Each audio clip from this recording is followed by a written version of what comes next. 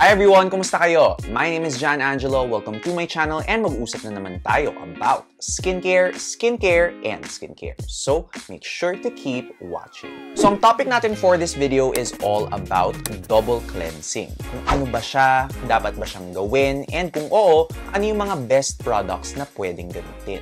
Actually, matagal nang nire-request tong video na to and lagi ko talagang response is, I need more time kasi malalaman nyo mami actually kung bakit hirap na hirap akong gawin tong video na to. But regardless guys, the time has finally come to talk about it. And speaking of time, wag na tayong magsayang pa ng oras. Let us begin. So first and foremost, ano nga ba ang double cleansing? So basically guys, isa tong method wherein gumagamit tayo ng dalawang cleansing products for two separate purposes. So yung unang cleanser is para matanggal yung top layer ng mga products na nakapatong sa skin natin buong araw. Gaya na lang ng makeup, BB or CC cream, yung mga tinted moisturizers or sunscreens, and even yung mga sunscreens na waterproof or mabibigat. And then, ang next nun, guys, is a second cleanser. So, yung typical na gel, foam, or gentle cleanser para mas effectively na malinis yung skin natin kasi wala na yung top layer ng makeup or BB or CC cream or sunscreen sa taas. So, may iba't ibang mga paraan on how to double cleanse your skin. So, for example, you can use a micellar water, tapos ilalagay mo siya sa cotton pad para matanggal yung layer of makeup and or sunscreen, and then you can proceed with a regular cleanser. Sa ibang mga tao naman, they literally just cleanse 2 times using the same cleanser and they find that it works for them. Pero guys, the most popular way and in my opinion, the most effective way to double cleanse is to first use an oil-based cleanser, as in ilalagay mo siya on your hands nang hindi basa, and then ilalagay mo siya directly to your face na hindi din dapat basa, as in dapat na andun pa yung makeup and or sunscreen. So ang mangyayari dito guys is basically oil attracting oil. So usually dahil yung mga sunscreens and or makeup natin meron yung mga oils and or waxes, tapos yung oil cleansers natin may oil yan, it will melt that top layer off. Once it all melts, pwede mo na siyang banlawan, and then habang basa pa yung mukha mo, you can move on to your next cleanser. You can use a gel, a foam, or a gentle cleanser, and then proceed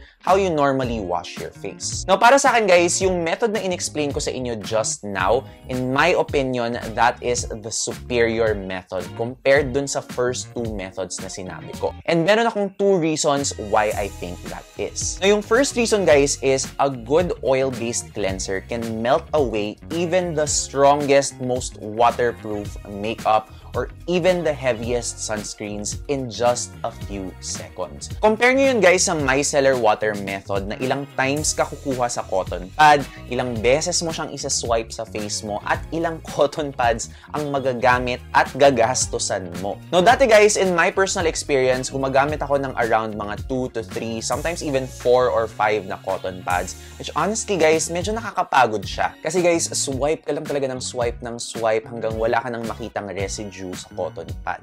Especially guys, at the end of the day or like sa gabi, na gustong-gusto mo na mag-rest, parang medyo nakakapagod talaga siyang gawin. Unlike cleansing oils guys, isang go mo lang siya sa skin mo. You just have to lightly massage the cleansing oil for a few seconds, and then matatanggal na yung makeup or yung BB cream or yung sunscreen mo. Which brings me to my second reason guys, number 2, mas gentle sa skin ang oil cleansing because, ayun nga, kapag micellar water, swipe tayo ng swipe sa skin natin, and doing that too much can already strip our skin of its natural oils. For the other people naman na ginagamit nila yung gel cleanser or yung foam cleanser nila 2 times, habang okay naman yon, some people find na after 2 hilamos ng gel or foam cleanser, kahit low pH siya, medyo parang nafe-feel na nila na nasa-strip na yung skin nila, parang nafe-feel na nila na medyo banat yung skin nila. And hindi yun mangyayari if you instead use an oil cleanser na naturally meron na siyang hydrating and moisturizing properties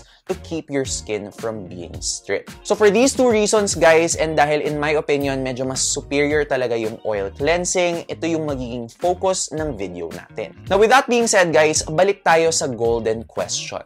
Should you double cleanse, particularly with an oil cleanser and then a regular cleanser? And the answer is, if you want to, number 1, save time in removing makeup and or sunscreen, and number 2, gusto nyong matanggal yung makeup and or sunscreen without over-irritating or drying out your skin. And number 3, hinahanap nyo yung most effective way para matanggal ang makeup and or sunscreen sa face ninyo. Then guys, double cleansing can definitely help you achieve any of those 3 things. So for those who find na magiging beneficial ang double cleansing method sa kanila, for the best gel, foam, or gentle cleansers, I already do have a video on that. You can check it out via the I button. Nandun na lahat ng recommendations ko for different budget levels. However, for those na naghahanap ng effective na first cleanser, ito na siya guys. Finally, ang pinaghirapan nating list of best first cleansers, and sineperate ko to guys into different budget levels. Now, note ko lang guys, I'm calling it first cleansers rather than oil cleansers kasi meron tayong isang product na medyo in the middle siya. I-discuss natin to mamaya. But before that guys, super duper fast commercial break muna tayo for a quick message from our sponsor, Skillshare. Skillshare is an online learning community with thousands of great classes for you to choose from. You can learn and explore new skills or pwede mong i-improve yung mga skills na meron nyo na. Skillshare has classes for aspiring creatives gaya ng graphic design, pati na rin mga classes on how to manage your own business, and even classes on productivity and self-care. So this month, ang class na tinatake ko is from the one, the only King of Tech YouTube, Marques Brownlee, better known as MKBHD, sa class niya named YouTube Success, Script, Shoot, and Edit with MKBHD. Na actually guys, yung mga friends ko lang yung may alam nito, but aside from skincare YouTube, yung first love ko talaga na parang niche sa YouTube was tech YouTube.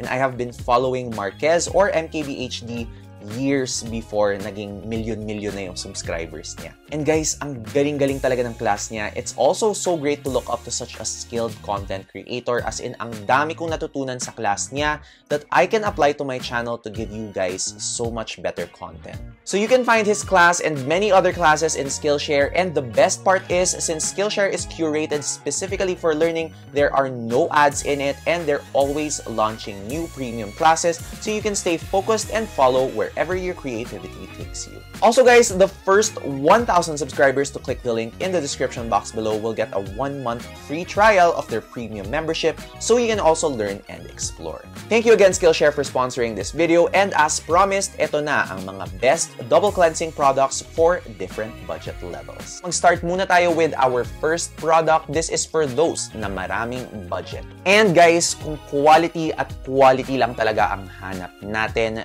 this has to be my holy grail cleansing balm. This is the Inkey List Oat Cleansing Balm. Now guys, I'm telling you right off the bat, kung may budget kayo for this, ito yung kunin ninyo. As in, ito talaga yung best and favorite ko sa list na to for so many reasons. So aside from the fact that this removes makeup and or sunscreen effectively, ang isa pang maganda rito guys is yung formula niya talaga is merong benefit to all skin types. Now for oily skin, this does contain plant oils that are less likely to clog your pores. And speaking of oils, sobrang notable dito yung oat kernel oil, in which oat is really an amazing ingredient to soothe sensitive and irritated skin types. And then for dry skin guys, since oil-based product to, naturally it's moisturizing to the skin, so much so that Inkey List even says na at a separate time you can use it as a wash-off mask. Kasi nakalagay siya dito sa likod, leave on for 10 minutes so you can use it as a nourishing and or moisturizing face mask. At dahil dun guys, sobrang ride or die ko talaga tong product na to, as in kahit anong sitwasyon ng skin ko, mapa-oily or parang mapa-dry or dehydrated siya dahil sa mga acne medications na tinatake ko, as in whatever the weather, whether you like it or not. Wow, ano daw? Pero as in talaga guys, this is so flexible and so good. So clean, so go. Now the Inkey List Oat Cleansing Balm is at the 700 to 800 price range for 150 ml. Sakto lang yung price niya, one of the Western brands actually na medyo mas sulit for the price that you're paying. However guys, kung mas sulit na peso per ml na parang ratio yung hinahanap nyo, you should look over to Japanese brands instead. And for these Japanese brands, two of my current favorites are going to be the Hada Labo Gokyujun Cleansing Oil and the Kose Softy Mo Speedy Cleansing Oil. Hindi ko sure kung Kose or Kose yung tawag niya, but I'll just call it the Kose for convenience. Wow. So guys, minention ko tong dalawa ng sabay because actually very similar sila to each other when it comes to removing your makeup or your sunscreen. Now, very common to in Japanese cleansing oils. Guys, ang nahalata ko talaga is kapag ginagamit ninyo itong mga to, as in just a snap, napakabilis matanggal at mag-melt away ng makeup at ng sunscreen ninyo. So for those na gusto yon, these are your best bets. However, I do have to point out just a few key differences sa dalawang to. Una, si Hada Labo Gokujun is a bit more hydrating as a cleansing oil. Kasi guys, actually yung line talaga na to, yung Gokujun, hydration talaga yung focus niya. So if ganun yung hanap ninyo, if your skin is dry, or for example, ako, oily naman yung skin ko, but ito yung ginagamit ko ngayon. As you can see, parang medyo naka 1/3 na ako. And gamit ko siya ngayon because I need that extra hydration since medyo drying yung acne medications na ginagamit ko ngayon. So this can be beneficial for you if you're in the same situation. Another difference guys, medyo mas mahal tong si Hada Labo. This is at around the 600 plus price range for 200 ml. On the other hand, ito namang si Kose or Kose or whatever. As you can see guys, medyo puno pa siya. Super konting times ko pa lang kasi ito nagagamit. As in, siguro mga 3 to 4 times pa lang. But for the first 3 or 4 times na ginamit ko to guys, meron na akong verdict. And that is, kapag naubos si Hada Labo, baka dito na ako. Na unang-una guys, although pareho naman silang mabilis magtanggal ng makeup and or moisturizer or sunscreen, slightly mas mabilis tong si Kose or Kose, especially this pink one, yung speedy na variant. Kasi may iba't ibang variants siya guys, parang meron siya atang yellow, parang deep cleansing, tas yung isa parang brightening.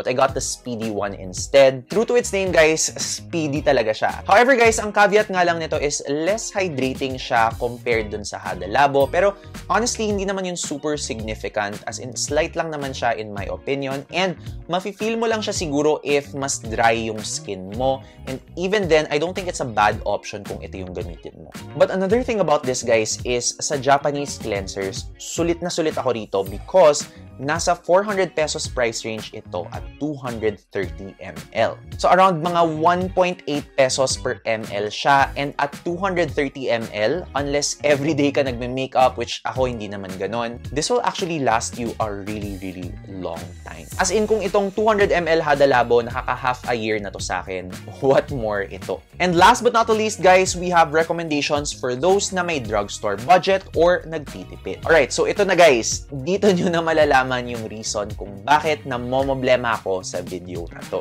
Na kasi guys, most oil cleansers na medyo decent yung formula are priced at around 300 to 400 pesos. Merong mga ibang oil cleansers lower than this price, but the quality is a bit Luckily though, meron pa rin tayong nahanap na alternatives that are not so bad, so eto na sila. So first up, we have a drugstore product, and this is from the brand Neutrogena, and this is their Deep Clean Micellar Gel. So ito yung sinasabi ko sa inyo guys na medyo in the middle siya because this is not exactly an oil cleanser.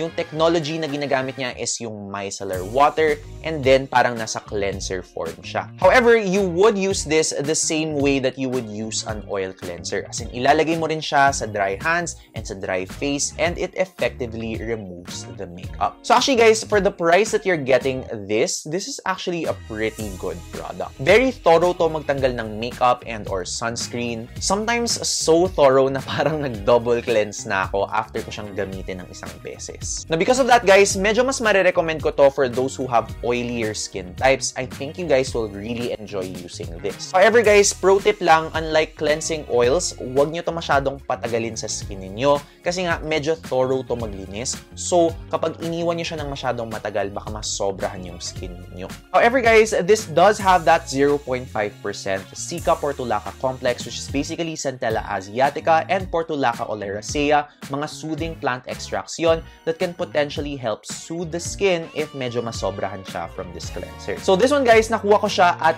225 pesos for 100 grams sa official store ng Johnson & Johnson. So around 2 pesos per gram, close enough na sa mga past recommendations natin. It's actually a pretty solid option. However, if mababa talaga yung budget ninyo, as in mga 100 peso price range lang yung hinahanap ninyo, there is one last option that you can try. And that option is to just instead use a plain facial oil as your first cleanser. Now, merong mga products sa market, guys, like Human Heart Nature that have cleansing oils, pero purely oils lang talaga yung ingredients nila. So, unlike yung mga cleansing oils na minention natin earlier, guys, yung mga yun kasi, kapag nag-come in contact sila sa water, mapapansin nyo, parang magiging milky liquid siya. Meaning, nag-emulsify siya para mas madali silang mabanlaw sa skin. However, guys, if you decide to use facial oils instead, yes, magme-melt pa rin yung makeup and or sunscreen ninyo. However, pag banlaw ninyo, may mafe-feel kayong parang film sa mukha ninyo. However, since ipa-follow up nyo naman to ng gel or foam cleanser, mababanlaw din naman yung film na yun. Now, for facial oils that you can choose from, these are some facial oils na nagamit ko na and I have experience in using. First off, we have Human Heart Nature's Sunflower Oil. Now, actually, guys, yung Human Heart Nature, meron silang separate na cleansing oil product, pero same ingredient lang to sa cleansing oil nila. Yung cleansing oil lang na isa nila na separate, dinagdagan lang nila ng isang essential oil, pampabango. Now, another one that I used before na sobrang budget-friendly is this Craftology Grapeseed Oil. I also used yung castor oil before, pero parang natapon ko na ata, hindi ko na siya mahanap. Ito kasing grapeseed oil, guys, 90 pesos lang siya, so sobrang tipid talaga. Now, for those na kailangan ng link to any of the products I mentioned in this video, you can check the description box below. Nilagay ko na lahat ng links doon para hindi na kayo mahirapan. And if you have more double cleansing questions, do let me know in the comments below. Also, if you found this video informative, please do leave me a thumbs up and subscribe for more videos like this. And as always, guys, I will see you in the next video. Bye!